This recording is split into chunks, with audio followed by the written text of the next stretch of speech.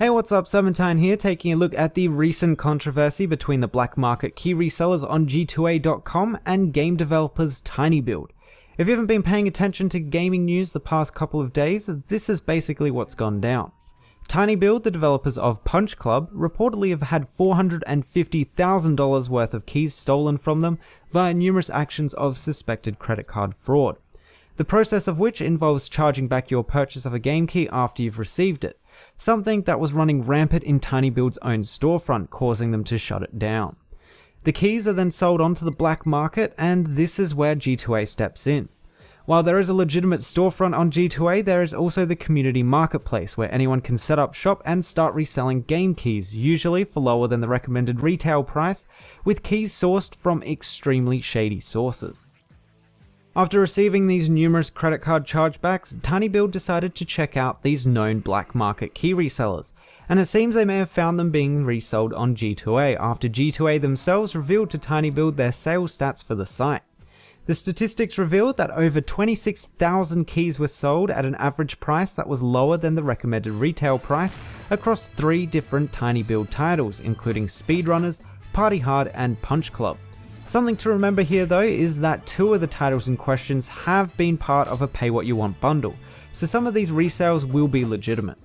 When questioned where G2A got their keys from, G2A accused TinyBuild's distribution partners and then shamelessly advertised their site, the reach it has and how beneficial it would be for TinyBuild to sell their keys with them instead of their distributors.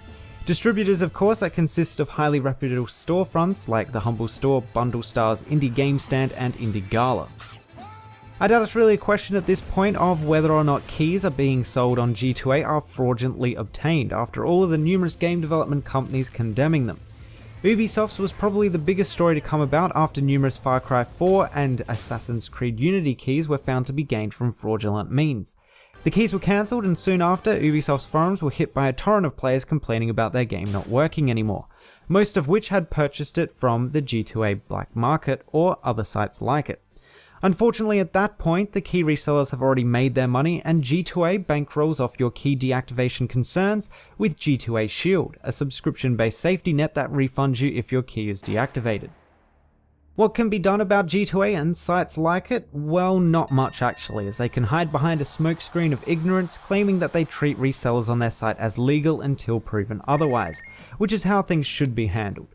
However, you have to literally have your head in the sand to not see that your site is selling illegally obtained keys. And what's even worse is that they do absolutely nothing about it. Oh wait, sorry, no, G2A did do something about it. They developed a money-making insurance scheme called G2A Shield that once subscribed to takes 50,000 steps to unsubscribe from. Fortunately for G2A's sake though, they can't legally be held responsible for the keys that are sold on the community market. And every time it happens, they'll act shocked and surprised, or attempt to shift the blame onto someone else. Now, what G2A could do if they wanted to, which I assure you they don't want to as it'll eat into their profits, is to implement a stronger verification process for selling a key that ties into a bank account, street address, and a form of identification, all of which were solutions to the problem provided by TinyBuild, and that are implemented on other community marketplace sites like eBay, so that if a community key reseller is found to be selling a fraudulently obtained key, they can be dealt with appropriately. Will we see this happen though? Probably not, otherwise they would have already done it. Instead though, they developed G2A Shield to protect their customers. G2A isn't the only problem here though, with TinyBuild and their distribution partners being partly responsible as well.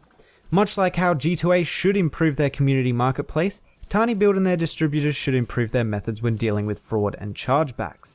The fact that a key is being sold, then the transaction is charged back and the key remains active is literally making it legal for someone to steal from you.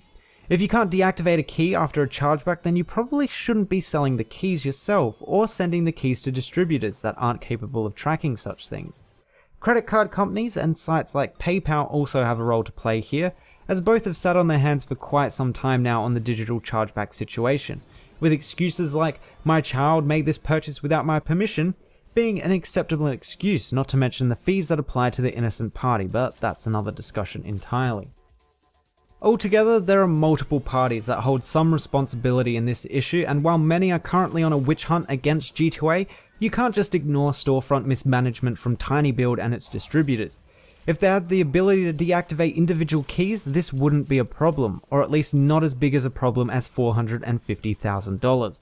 I doubt we'll see anything change on G2A's side of things, and I doubt many of its customers care where the keys are coming from or how they are screwing the developers, as there has been many big stories of black market dealings before this, and no doubt there'll be more after this.